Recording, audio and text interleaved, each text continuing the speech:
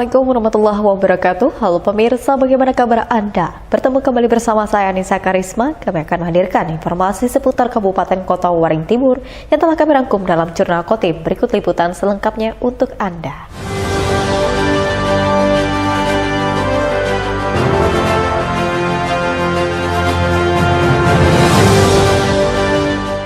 Pemirsa, intensitas hujan yang kembali meninggi dalam beberapa hari terakhir menyebabkan banjir yang melanda di wilayah utara Kabupaten Kota Waring Timur masih terjadi.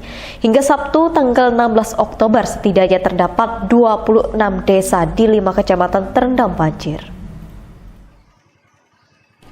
Sudah lebih dari 1 bulan terakhir sejak awal September hingga pertengahan Oktober ini, banjir yang melanda Kota Waringin Timur belum juga menunjukkan tanda-tanda akan berakhir, meski sebelumnya banjir di sejumlah wilayah sempat surut.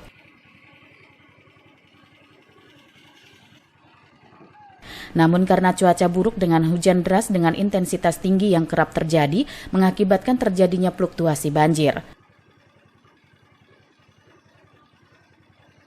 Banjir yang sebelumnya merendam 27 desa di 4 kecamatan sempat turun menjadi 20 desa di 3 kecamatan. Namun akibat dilanda hujan deras dalam waktu cukup lama, banjir kembali naik.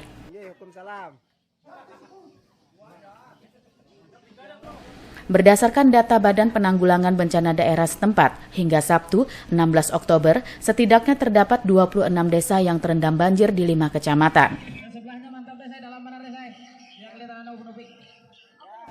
Banjir dengan ketinggian bervariasi antara 50 cm hingga 1,5 meter yang terjadi merendam sekitar 1000-an rumah warga, sementara warga terdampak diperkirakan mencapai 3.000 lebih kepala keluarga. Yaitu hari ini ada 5 kecamatan, ada 26 desa. Perkembangan ini karena adanya intensitas hujan yang begitu deras di wilayah hulu, yaitu daerah Sungai Tualam, Sungai Mataya, Sungai Kalang.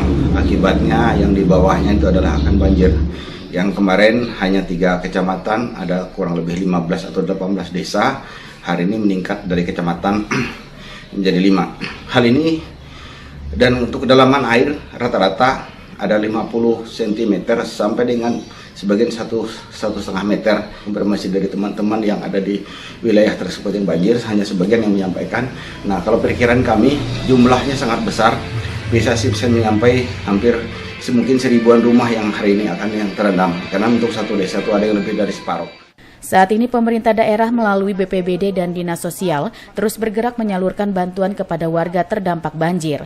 Bantuan juga datang dari sejumlah perusahaan besar yang ada. Sementara berdasarkan perakiraan BMKG Sampit, tingginya intensitas hujan di Kota Waringin Timur diperkirakan masih akan berlangsung hingga bulan Desember mendatang. Mashud Badarudin, Hayat TV. Warga Kota Sampit khususnya Kecamatan Mentawa Baru Ketapang, Kabupaten Kota Waringin Timur diminta tidak membuang sampah tidak pada tempatnya.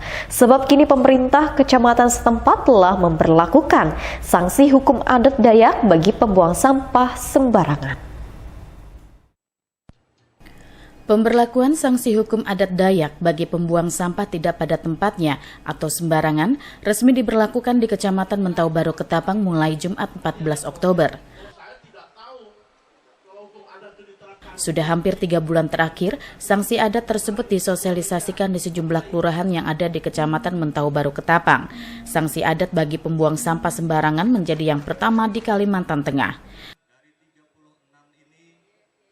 Camat Mentawa Baru Ketapang Edi Hidayat mengatakan, tujuan diberlakukannya sanksi adat bagi pembuang sampah sembarangan adalah untuk mengedukasi warga agar hidup bersih dan sehat dengan membuang sampah pada tempatnya.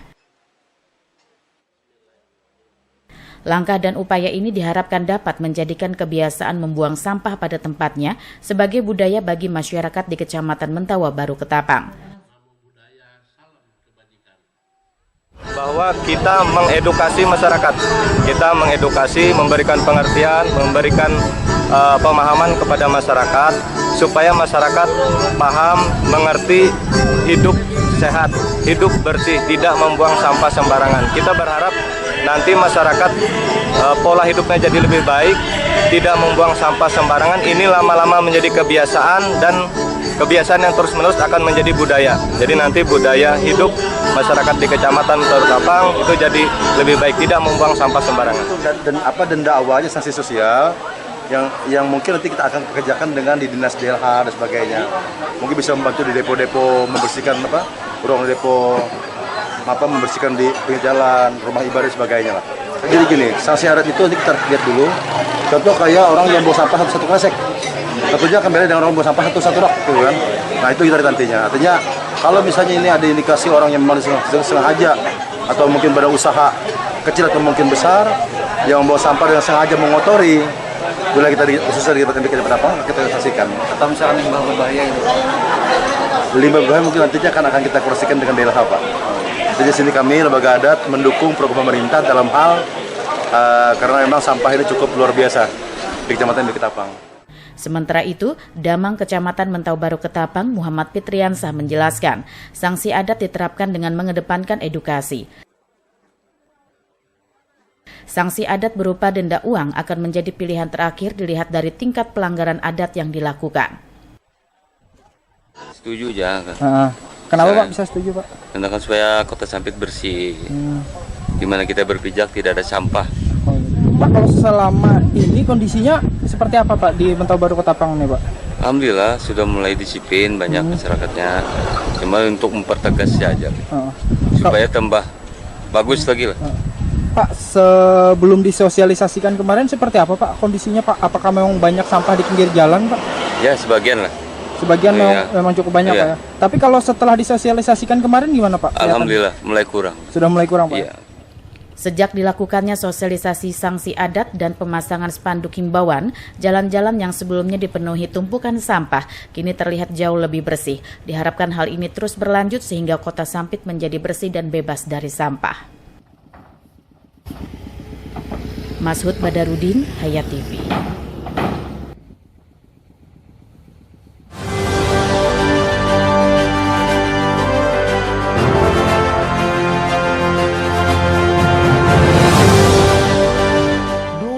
TV di rumah Inyong cuma jadi pajangan. Lah kepriben punya TV gambar nggak bisa ditonton. Bruwet sampai ganti TV, ganti kabel, ganti antena, pindah tempat. Tetap baik, bruwet.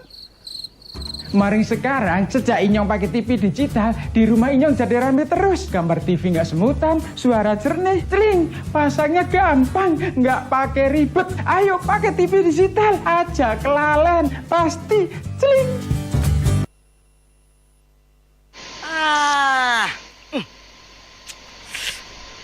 Gambarnya jangkrik.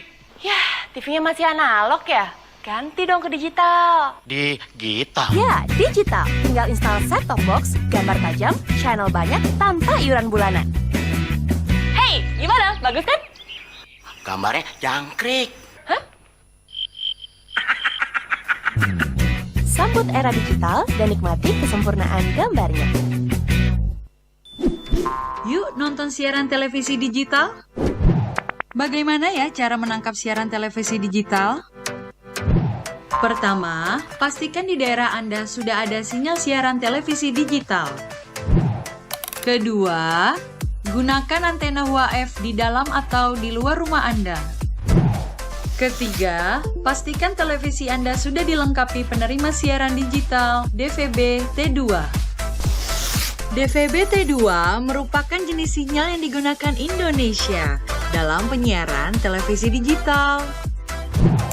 Keempat, pilih autoscan, lalu pindai televisi Anda. Bagaimana jika televisi Anda masih analog? Pasangkan set-top box, televisi Anda otomatis menangkap siaran digital. Bersih gambarnya, jernih suaranya, canggih teknologinya.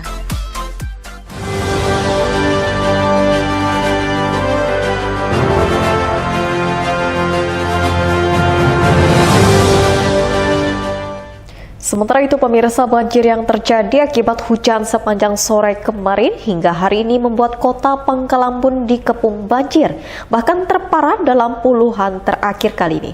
Selain merendam permukiman, sejumlah ruas jalan protokol juga ikut terendam banjir.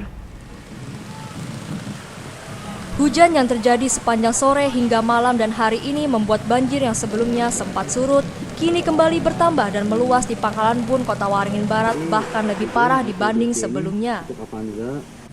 Berdasarkan pantauan di sejumlah lokasi di dalam kota Pangkalan Bun, banjir yang terjadi kali ini selain meluas dan merendam pemukiman penduduk, beberapa badan jalan dan tempat ibadah juga terendam.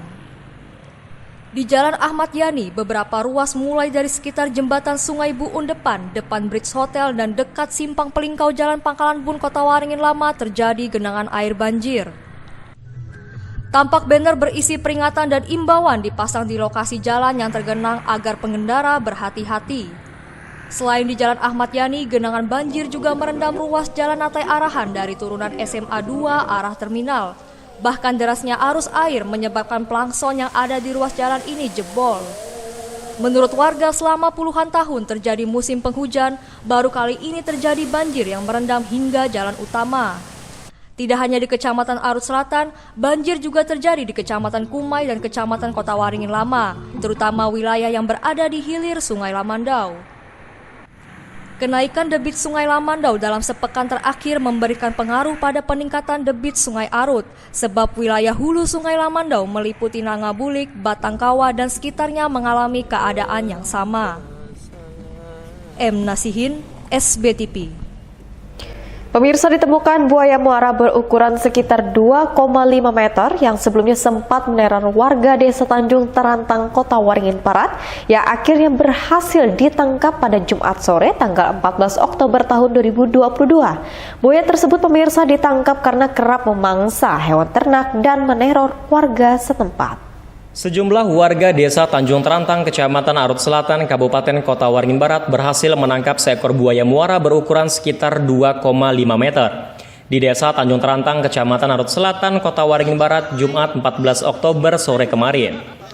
Saat ditangkap, buaya ini kemudian diikat, selanjutnya diserahkan ke pihak BKSDA SKW 2 Pangkalan Bun. Menurut warga, penangkapan buaya tersebut melibatkan petugas BKSDA, di mana petugas awalnya memancing buaya dan membuat jebakan di sekitar lokasi kemunculan buaya. Namun karena berhari-hari tidak mendapatkan hasil, warga pun berinisiatif memindah jebakan itu ke tempat lain. Mengetahui buaya berhasil tertangkap, warga akhirnya bersama-sama melakukan evakuasi. Tim Wildlife Rescue Unit SKW 2 Pangkalan Bun, BKSDA Kalteng, dapat informasi dari dua desa, yaitu Desa Kumpai Batu Bawah dan Desa Terantang. Selanjutnya tanggal 10 Oktober kita melakukan kegiatan monitoring dengan pemasangan perangkap buaya serta pancing. Harapannya masyarakat menjadi tenang dan tidak ada khawatir adanya konflik antara masyarakat dan buaya. Selanjutnya tanggal 14 Oktober, tim Wildlife Rescue Unit SKW 2 berhasil melakukan umpan tersebut dan buaya tersebut berhasil kita amankan. Selanjutnya buaya tersebut akan dilepaskan di Swakamarga Satwa Lamandau. Buaya tersebut merupakan jenis buaya muara yang bahasa latinnya Crocodylus porosus, jenis kelamin betina. Panjang dari buaya muara kurang lebih 2,5 meter yang diperkirakan usianya mencapai 3 tahun sampai 4 tahun. Diduga kemunculan buaya ke komplek perumahan warga akibat banjir yang terjadi, sehingga warga diminta agar turut waspada terutama jika air semakin dalam. Tim Liputan, SBTV. Demikian pemirsa liputan Jurnal Kotim yang telah kami sampaikan. Berita tadi sekaligus menutup perjumpaan kita pada hari ini. Saya Anissa Karisma mau undur diri dari hadapan Anda dan wakili seluruh jajaran yang bertugas. Akhir kata, wassalamualaikum warahmatullahi wabarakatuh dan sampai jumpa.